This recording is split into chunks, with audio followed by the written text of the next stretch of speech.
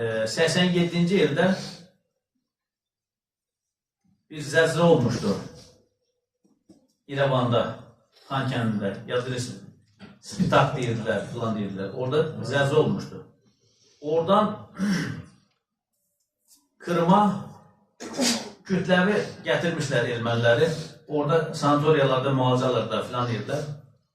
O dövrlərdə də Çernobıl hadisəsi baş vermişdi. Həmçinin oradan da insanlar gəlmişdi. Çernobıldan gələn insanlar orada müalicə alırlar. Atan deyirdi ki, Allah cəmələn nəzərə etsin, mərhum atan deyirdi ki, o insanların gözünə baxma. Radiasiya var, şua var, negativ enerji sirayət edir. Allah Resulü Aleyhisselatü Vesselam da o Hicr bölgəsindən keçərkən başını örtmüş ki, oradan radiasiya ona bulaşmasın.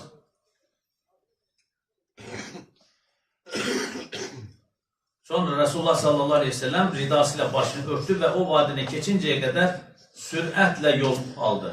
Rəvah Buxari, Müslim. Nə qədər ibrətlidir ki, aradan əsrlər keçməsinə baxmayaraq ilahi qəhrin təcəlli məkanı olması səbəbilə bugün belə oralardan keçənlər o sulardan dəstəmaz almazlar. Ailə çevrəmizi sadiq və salih insanlarla təmin etməyimiz lazımdır.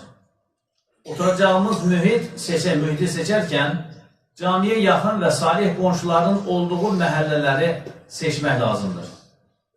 İnsan bərabərində olduğu insanlarla qüvvətli bir təsir alış-verişi içindədir.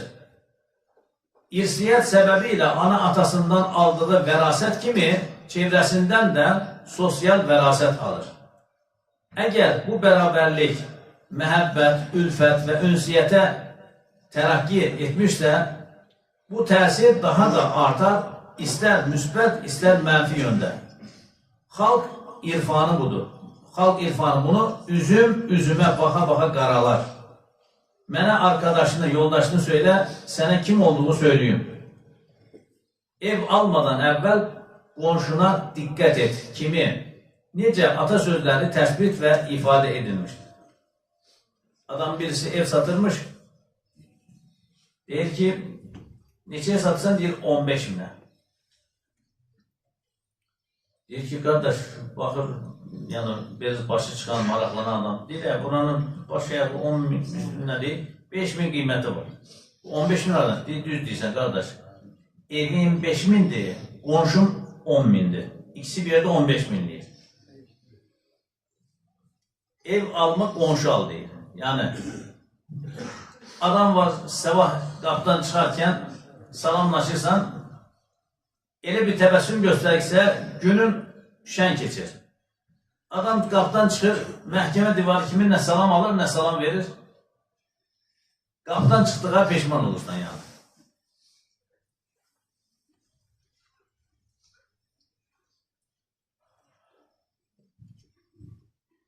Bir mümin üçün dünya, ahirəti qazanmaq və uqba imtihanını itirməmək yeridir.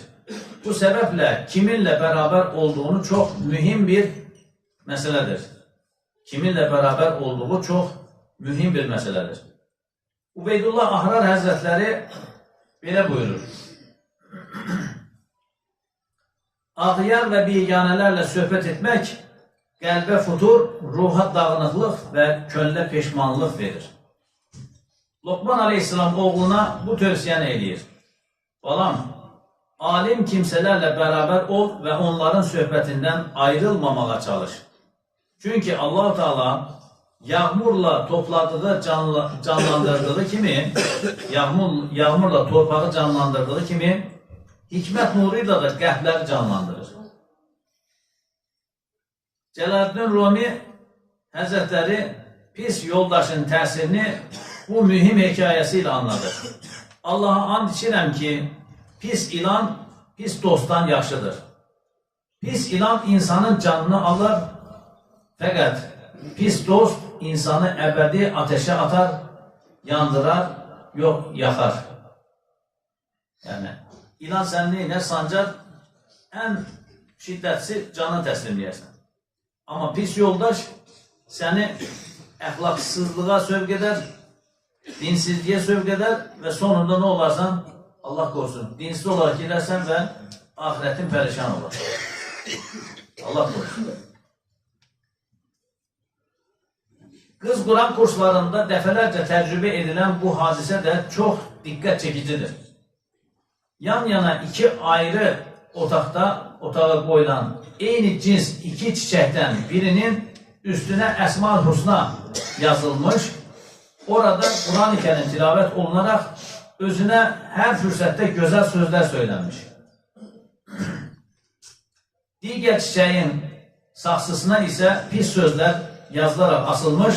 Bu çiçeğin olduğu otak sıkça pop terzi yani caz terzi, musiki çalınmıştır.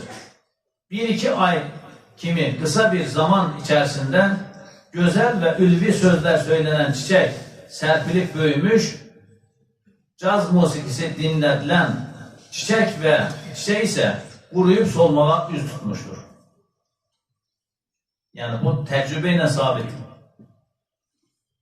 Bu hal eşyanın bile çevresinde olup bitenlerden nice radyasyon kimi bir tesir aldığını açıkça ortaya koymaktadır. Bir çiçek bile etrafındaki müsbet ve menfi enerjilerden bile tesir alarsa insanın nice bir tesir altında olduğunu düşünmek gerekir. Şeyh Sa'di Şirazi rahmetullahi aleyh deyir ki Eshab-ı Kehf'in köpeği iti Qitmir sadıklarla beraber olduğu için büyük bir şeref elde etti. Kur'an'ı bir ifade kazandı. Kur'an'da adı geçen hayvan Qitmir. Tehrim suresinde anlatıldığı üzere Hz. Nuh ve Hz. Lut'un hanımları ise fasıklarla gönül birliği içinde olduklarından dolayı yani zalimlerle ihtilatları yüzünden cehenneme düşer oldular. Erlerinin, atalarının peygamber olması onlara fayda vermedi. Əziz Mahmudullah Hazretleri yaban yerlere bakma, canın odlara yakma. Her gördüğüne akma, tövhide gel, tövhide. Deyir merhum. Vaktiyle duymuştum. O az önce söylediğimi beraber aileyle kitap okuyorum.